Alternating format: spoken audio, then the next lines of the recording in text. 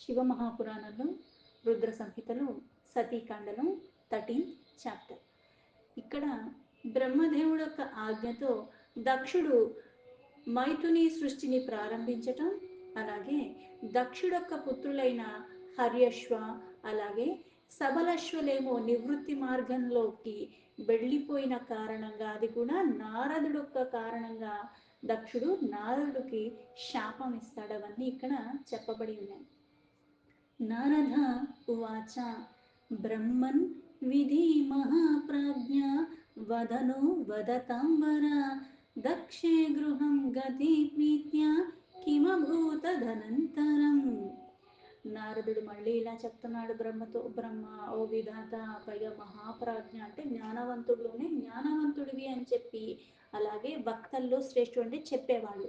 ఆ చెప్పేవాళ్ళు శ్రేష్ఠులు ఎవరవుతారు అంటే మాటలందరూ మాట్లాడటం, ఆలోచన విధానాలు అందరికీ వచ్చు. కాకపోతే ఏ ఆలోచన ద్వారా అయితే నలుగురికి ఉపయోగపడుతుందో, ఏ భావన ద్వారా నలుగురు బాగుండాలన్న భావన ఉత్పత్తి జరుగుతూ ఉందో దానికి తగ్గట్టుగా కార్యాలు మనం చేయటం అన్నది అది అసలైనది, శ్రేష్టత్వము కూడుకుని ఉన్నది, నిస్వార్థంగా ఉండగలగటం. ఇక్కడ చెప్పేది అంత శ్రేష్టమైనది. దేని ద్వారా నువ్వు విని ఉద్ధరింపబడతావో, దేనిని తెలుసుకుని నువ్వు ఆచరించగలిగితే ఈ జన్మ సార్థకం అవుతుందో, అలాగే ఈ శ్రేష్టత్వంతో కూడుకున్న వాడికే చెప్పగలగటము. సమయానికి సందర్భానికి తగినట్టుగా ఏది కావాలో ఆ సందర్భానికి అది చెప్పగలగటం, పైగా అర్థం చేసుకోవటానికి వీలుగా ఉండేటువంటి ఆ పదాలతో వాళ్ళకి చెప్పటం కూడా అన్నది ఒక విద్య. అందుకే వక్త, చెప్పే వాళ్ళల్లో చాలా శ్రేష్ఠుడివి. దక్ష ప్రజాపతి ఇలా తన ఇంటికి తను వెళ్ళిపోయిన తర్వాత ఏమైంది, ఏదైతే దీర్ఘకాలం తపస్సు చేసి ఆ పరమేశ్వరుని ప్రసన్నురాలు చేసుకుని ఆవిడ మళ్ళీ ఈయన ఇంట పుత్రికగా పుడతానని చెప్పి అక్కడి నుంచి అంతర్ధానం అయిపోయింది. ఆ పరమేశ్వరి తన గృహంలో పుడుతుంది అని చెప్పి చాలా ఆనందంగా దక్షుడు ఇంటికి వెళ్ళిపోతాడు. అందుకుని దాని తర్వాత ఏం జరిగింది వృత్తాంతము అదంతా నాకు తెలుసుకోవాలనుంది అని నారదుడు బ్రహ్మను అడుగుతాడు. బ్రహ్మో ఉవాచ దక్ష ప్రజాపతిర్గత్వా స్వాశ్రమం హృష్టమానసః సర్గం చకార బహుదా మానసం మమ చాజ్ఞయా. బ్రహ్మ మళ్ళీ నారదుడికి ఇలా చెప్తున్నాడు, నారద, దక్ష ప్రజాపతి తన ఆశ్రమానికి తను వెళ్ళిపోయిన తర్వాత చాలా ఆనందంలో ఉన్నాడు. ఎందుకు? ఆ పరమేశ్వరియే తన ఇంట బిడ్డలాగా పుడుతుంది అని మాట ఇచ్చింది. అందుకు నా మనసు చాలా సంతృప్తిగా ఉన్నది. నా ఆజ్ఞతో మానసికమైన సృష్టి చేశాడు. అయితే ఆ ప్రజా సృష్టి ఇంకా ఇంకా వృద్ధి చెందట్లేదని చూసి అది మళ్ళీ తనకి కాస్త భయం వేసింది. తమబ్రూహింతామాలోక్య ప్రజాసర్గం ప్రజాపతి దక్షో నివేదయామాస బ్రహ్మణే జనకాయ మే. సృష్టి, మానసిక సృష్టి, ఒక సృష్టి జరిగిపోయిన తర్వాత ఏమవుతుంది అంటే అది మళ్ళీ వృద్ధి పొందాలి. ఎలా అయితే ఒక కోడి ఉంది, గుడ్డు పెడుతుంది, ఆ గుడ్లు పెట్టి పెట్టి దాన్ని పొదుగుతుంది, మళ్ళీ అవన్నీ మళ్ళీ చిన్న చిన్న కోడి పిల్లలు అవుతూ ఉంటాయి. ఇలా ఏమవుతుంది, వృద్ధి చెందుతుంది, సంతతి అన్నది కనిపిస్తుంది. కానీ ఇక్కడ దక్షుడు బ్రహ్మ యొక్క ఆజ్ఞ మేరకి మానసిక సృష్టి అయితే చేసేసాడు, కానీ అందులో వృద్ధి కనిపించట్లేదు. ఎన్ని చేశాడో అన్నీ ఉన్నాయి, అవి ఎక్కడ పెరగట్లేదు. ఈ ప్రజా సృష్టి ఇంకా పెరగట్లేదని చూసి మళ్ళీ ఆయన తన తండ్రి అయిన బ్రహ్మ దగ్గరికే వెళ్ళాడు. ఆ బ్రహ్మతో వెళ్ళి ఇలా చెప్తున్నాడు. దక్ష ఉవాచ బ్రహ్మస్తాత ప్రజానాత వర్తంతేన ప్రజా ప్రభు మయా విరచితాః సర్వస్తాః వత్యో హి స్థితాః ఖలు.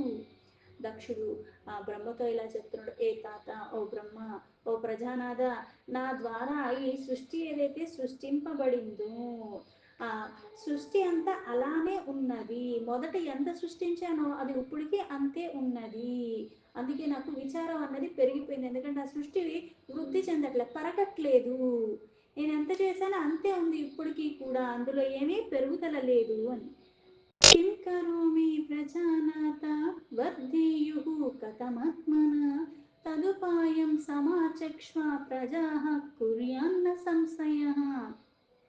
ఓ ప్రజల నాథ, నేనేం చెయ్యాలి, ఏది చేస్తే ఇవి వృద్ధి చెందుతాయి, వృద్ధి చెందాలంటే ఇంకా ఏవి చెయ్యాలి, నాకు ఏదైనా ఉపాయం ఉంటే చెప్తారా, దాని ద్వారా ఇది బాగా వృద్ధిలోకి వెళుతుంది అన్న తన సందేహాన్ని బ్రహ్మ దగ్గర వ్యక్తపరిచాడు. బ్రహ్మో ఉవాచ దక్ష ప్రజాపతి తాత శృణు మే పరమం వచః తత్పురుష్వ సురశ్రేష్ఠ శివస్తేషం కరిష్యతి యా చ పంచజనస్య అంగసూత రమ్య ప్రజాపతిః ఆసిక్నీ నామ పత్నిత్వే ప్రజేష ప్రతిగృహతాం. బ్రహ్మ మళ్ళీ ఆ దక్షుడితో ఇలా చెప్తే, ఓ దక్ష, ఓ ప్రజాపతి నాయన, నా మాట జాగ్రత్తగా విను, ఇది చాలా ఉత్తమోత్తమైనది. అది నేను చెప్తున్నాను కాబట్టి దీన్ని జాగ్రత్తగా ఎందుకు వినాలి, అలా నువ్వు ఆచరించాలి కాబట్టి. అందుకే ఓ సురశ్రేష్ఠ, ఆ పరమాత్మ అయిన శంకరుడే మన కళ్యాణకారకమైన వాడు. అందుకే ఓ ప్రజేష, ఇక్కడ పంచజన ఒక్క ప్రజాపతికి ఆసిక్ని అన్న చాలా అందమైన పుత్రిక ఉన్నది, ఆవిడ్ని నువ్వు భార్య రూపంలో గ్రహించు అని చెప్పాడు బ్రహ్మ. వామ్యవ్యయాయ ధర్మస్థం ప్రజాసర్గమిమం పునః తద్విధాయాం కామిన్యాం భూరీషో భవిష్యసి. ఇప్పుడు దాకా నువ్వు భార్య లేకుండా ఉన్నావు, ధర్మ ఆచరణలో ధర్మ పత్ని, ధర్మ పరంగా తీసుకోవటము, అలా నువ్వు ఆవిడ్ని గ్రహించు. ధర్మపరంగా నువ్వు ఎప్పుడైతే ఆవిడ్ని తీసుకుంటున్నావో దాని తర్వాత ఆ భార్య యొక్క సంగమం ద్వారా, అది ధర్మపరమైన ప్రవృత్తి కారణంగా సృష్టి అన్నది జరుగుతుంది. అప్పుడు ఈ ప్రజ అన్నది ఉత్పత్తి ఇంకా ఇంకా వృద్ధిలోకి వెళుతుంది అని చెప్పాడు. బ్రహ్మో ఉవాచ తతః సముత్పాదయింతు ప్రజా మైథున ధర్మతః ఉపయేమే విరిణ్యస్య నిదేశాన్మే సుతాం తతః. బ్రహ్మ మళ్ళీ ఇలా చెప్తున్నాడు, ఓ నారద, ఎప్పుడైతే దక్ష ప్రజాపతికి నేను ఆ భార్యగా స్వీకరించి మైథున ధర్మంలో ఈ సృష్టి అన్నది చెయ్యాలి అని ఆజ్ఞ ఇచ్చాను, అప్పుడు ఏ కన్యనైతే వివాహం చేసుకోమన్నానో ఆ పంచజన ఆయన కూతురైన ఆసిక్నిని ఇక్కడ వివాహం చేసుకున్నాడు. అథ తస్యాం స్వాపత్నయాం చ వీరిణ్యాం సా ప్రజాపతిః హర్యశ్వ సాంజ్ఞానయూతం దక్షః పుత్రాన జీజనత. ఆ దక్ష ప్రజాపతి తన భార్యతో ఆ ఆసిక్ని గర్భంలో హర్య అశ్వ, అలాగే అటువంటి వాళ్ళు 10,000 మంది పుత్రులు ఉత్పత్తి జరిగారు తనకి. అపుత్రాధర్మశీలాస్తి సర్వ ఆసంసుతాముని పితృభక్తిరత నిత్యం వేద మార్గ పరాయణ. అయితే ఈ 10,000 మంది పిల్లలు ఎవరైతే ఉన్నారో నారద, వీళ్ళందరూ కూడా ధర్మ ఆచరణలో ఎప్పుడూ ఉన్నవాళ్ళు, తండ్రిని భక్తి తత్పరులై సేవించుకుంటూ సదా వేద మార్గం ఏదైతే చెప్పిందో దాన్ని అనుసరించే వీళ్ళు నడుచుకుంటూ ఉండేవాళ్ళు. పితృప్రోక్తాః ప్రజాసర్గా కరణార్థా యయుర్ధిషం ప్రాతీచిం తపసే తాత సర్వే దక్షాయణాః సూతాః. అయితే నారద, ఈ దక్షుడు యొక్క 10,000 మంది పుత్రులు కూడా తండ్రి ఆజ్ఞ తీసుకుని సృష్టిని ఇంకా ఉద్దేశించి తపస్సు చేసుకోవాలని ఆ పశ్చిమ దిశగా వీళ్ళందరూ కూడా వెళ్ళిపోయారు. తత్ర నారాయణ సరస్ తీర్థ పరమ పావనం సంగమో యత్ర సజ్జాతో దివ్య సింధు సముద్రయోః. వీళ్ళందరూ ఏదైతే దక్షిణ దిశకి వెళ్ళిపోయారో అక్కడ చాలా పరమ పవిత్రమైన నారాయణ సరస్సు అన్నది ఒకటి ఉన్నది, అది తీర్థం, నారాయణ సర అంటారు. ఆ పవిత్రమైన తీర్థం దగ్గరికి, తీర్థ జలం దగ్గరికి వీళ్ళందరూ వెళ్ళారు. అక్కడ దివ్యమైన సింధు నదము అన్న సముద్రము కలిగి ఉంటుంది, సంగమం అన్న ప్రదేశం అన్నమాట. తభూపస్పర్శానధీవ ప్రోత్పన్నా మతయో అభవన్ ధర్మే పారమహంసే చ వినిర్ధూత మలాశయః. ఆ తీర్థం ఏదైతే ఉన్నదో అక్కడ స్పర్శ మాత్రం చేత, మనకి ఎందుకు చెప్తారు, ఈ జ్ఞానేంద్రియాలన్నీ ఎక్కడున్నాయంటే మన మొహంలోనే ఉన్నాయి. కళ్ళు చూడగలుగుతున్నాయి, ముక్కు వాసన వేస్తుంది, నోరు రుచి తెలుస్తుంది, నాలుగుకి చెవులు వింటున్నాయి, అలాగే చర్మం ఏదైతే ఒంటికంతా ఉందో స్పర్శ ఉంది. జ్ఞానేంద్రియాల స్పర్శ అనేది పక్కన పెడితే తక్కువ నాలుగు ఈ ముఖంలోనే ఉన్నాయి. స్పర్శ మాత్రం చేత అంటే ఏదైతే చేస్తున్నావో ఇది క్షేత్రం, ఈ శరీరంతోనే చేస్తున్నావు. అందుకే మనం ఒక కర్మ చేస్తున్నాం అనుకుంటాం కానీ దాన్ని మళ్ళీ 3 భాగాలుగా మనకు వచ్చేస్తూ ఉంటాయి. పుణ్యమైన పాపమైన, శారీరకంగా చేస్తున్నాము, మానసికంగా చేస్తున్నాము. అలాగే ఈ శారీరకంగా మానసికంగా చేయటమే కాకుండా వాక్కుల ద్వారా కూడా చేస్తుంటాం. అందుకే 3 రకాలుగా. అయితే ఇక్కడ స్పర్శ మాత్రం చేత కూడా అంటే కొన్ని కొన్ని విశేషమైన ప్రదేశాల్లో విశేషమైన సందర్భాల్లో మళ్ళీ విశేషంగా కొన్ని కొన్ని ముఖ్యమైన తిథులు అంటాం. ఇలా కొన్ని ప్రదేశాల్లో ఎంత ఉంటుంది అంటే ఆ స్పర్శ దాన్ని ముట్టుకున్నంత మాత్రం చేత కూడా మన బుద్ధి అన్నది చాలా నిర్మలంగా అంటే మన పాపాల నుంచి విముక్తి కలుగుతుంది. ఇంకా మిగిలింది ఏంటి అంటే మాలిన్యాల రహితంగా ఉన్న శుద్ధత్వంలాగా ఉంటాము. అలా అయిపోయి పాపాల నుంచి దూరం అయిపోతూ ఉంటారు.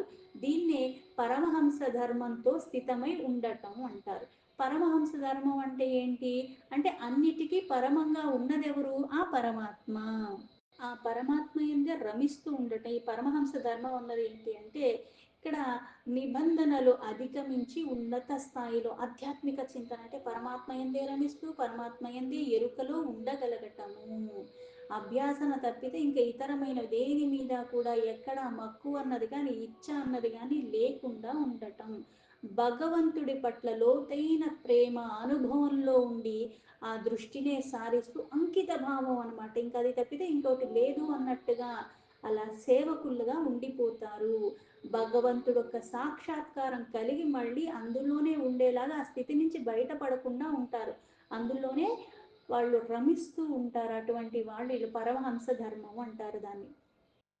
प्रजाविवृद्धयेते वैतेऽपिरे तत्र सत्तमाः दाक्षायणा దృఢాత్మానః పిత్రదేశా సుయంత్రితాః. ఇలా దృఢమైన చిత్తం. ఇప్పుడు మనం కూడా చాలా సంకల్పాలు చేస్తూ ఉంటాం సాధారణంగా. కానీ ఏమవుతుంది కొన్ని ఏదో 11 రోజులు చేద్దాం అని అనుకుందాం నేను సాధారణంగా అనుకుని ఏం చేస్తాను, ఒకటో రోజు చేస్తాను, రెండో రోజు మొదలుపెట్టినప్పుడు బాగానే చేసేస్తూ ఉంటాను, మూడో రోజు నాలుగో రోజు చేస్తుంటా, ఐదో రోజు అయిపోతుంది. తర్వాత చాలే చాలా ఎక్కువ చేసేసాను, ఇంత కూడా ఎప్పుడు చేయలేదు కదా అనుకుంటాను. ఇంకో కారణము లేకపోతే ఇంకోటో చూసి అది మళ్ళీ నేనేం చేస్తాను, ఒక్కరోజు మళ్ళీ ఆపేస్తాను. మళ్ళీ రెండో రోజు ఎలాగో నిన్న ఆపేసానుగా పర్లేదు ఇంకోసారి ఇంకో 11 రోజులు చేసుకుందాం అక్కడే ఆపేస్తాను.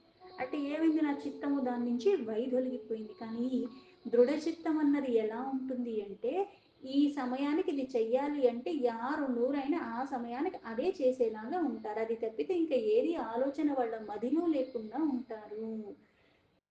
మనకి దృఢ చిత్తం ఉంటుంది. ఎందుకు అక్కడికి రాని విషయాల్లో చేయటానికి, ఏది చెయ్యకూడదు దేని ద్వారా మనకి హాని జరుగుతుందో అటువంటి వాటిని నెత్తి మీద వేసుకుని దానిలోనే దొల్లుతూ పొర్లుతూ ఉంటూ ఉంటాం. కానీ వీళ్ళు ఆ పరమహంస ధర్మంలో స్థితమై ఉన్న వాళ్ళు. అందుకే దృఢమైన చిత్తంతో శ్రేష్టంగా ఉన్న దక్షుడొక్క పుత్రులు ఇంతమంది కూడా తండ్రి ఆజ్ఞలో బంధింపబడే ఉన్నారు. సృష్టిని చెయ్యాలనే అనుకున్న కారణంగానే వచ్చారు. అయితే ప్రజావృద్ధి చెయ్యటానికి కూడా తపస్సుకే పూనుకున్నారు వాళ్ళందరూ కూడా. త్వం చ తాన్నారదా జ్ఞాత్వా తపతః సృష్టిహేతవే ఆగమస్తత్ర భూరిని ఆర్ధమాజ్ఞాయ మాపతేహ. ఆ నారదుడు ఇప్పుడు వచ్చి సృష్టి అక్కడ ఎలా చెయ్యాలి, వీళ్ళింతలాగా సృష్టింపాలన్న దాంతో ఈ హర్యశ్వగణములందరూ కూడా తపస్సు చేస్తూ ఉన్నారు. అందుకుని ఇక్కడ ఆ భగవంతుడైన ఆయన అభిప్రాయాన్ని అడిగారు. ఏమని? ఇక్కడ ఘోరమైన తపస్సు చేస్తూ ఉన్నారు కాబట్టి విష్ణువు ఆ మనోగత అభిప్రాయాన్ని తెలుసుకుని దానికి తగ్గట్టుగా ఆధారపూర్వకంగా మాతో చెప్పండి అని. అదృష్టవాతం భువః సృష్టిం కథం కర్తుం సముద్యతాః హర్యశ్వా దక్షతనయా ఇత్యావోచస్తమాధరాత్. ఆ హృదయంలో అభిప్రాయాన్ని తెలుసుకుని స్వయంగా వారి దగ్గరికి నారదుడే వచ్చి ఉన్నాడు. వాళ్ళు చేస్తున్న దీర్ఘకాల తపస్సుకి వాళ్ళ మనోరథాన్ని అన్నీ తెలుసుకున్నవాడు. పైగా ఇక్కడ నారదుడు అంటే ఎవరు అంటే అది మళ్ళీ మళ్ళీ పరమాత్మే అనాలి. ఎందుకంటే పరమాత్మ లేనిది పరమాత్మ కానిది ఏదీ కాదు.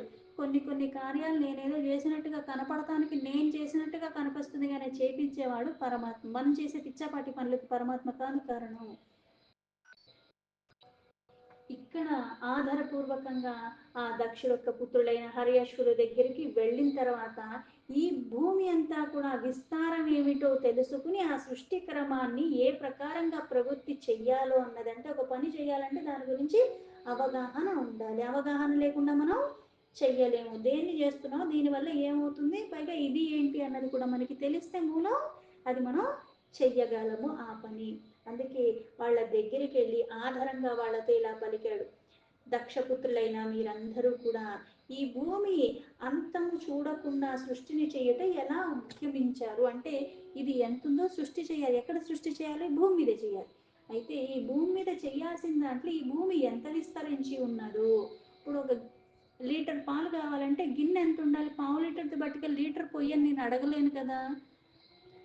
2 లీటర్ల దాంట్లో 1 లీటర్ పోయించుకోవచ్చు, పర్వాలేదు. కానీ పావు లీటర్ గిన్నె పట్టుకెళ్ళి 1 లీటర్ పొయ్యని నేను దాంట్లో లీటర్ పోసుకుని రాలేను. అందుకే ఇక్కడ ఆ సృష్టి క్రమాన్ని, ఆ సృష్టి ఎంత విస్తరించింది కూడా అది తెలియకుండా మీరు ఎలా చేస్తారు అని అడిగాను అన్నాడు. బ్రహ్మో ఉవాచ తం విస్మయాత హర్యశ్వాస్తే త్వదుక్తా మదంత్రితాః ఔత్పత్తికాదియః సర్వే స్వయం విమా వృషుర్భూషం. ఆ బ్రహ్మ మళ్ళీ ఇలా చెప్తున్నారు. ఆ హర్వశుల దగ్గరికి వెళ్ళి నువ్వు ఎప్పుడైతే ఇలా చెప్పావో ఆ మాటలు వినగానే సృష్టి విషయంలో వాళ్ళు మళ్ళీ సావధానులైపోయారు. మళ్ళీ విచారిస్తున్నారు, అవును కదా ఇది ఏంటి అన్న భావనలో ఉన్నారు. దీంతో శివ మహాపురాణంలో రుద్ర సహిత సంహితలో సతీకాండలో 13 చాప్టర్లో 18 శ్లోకాలు సంపూర్ణం.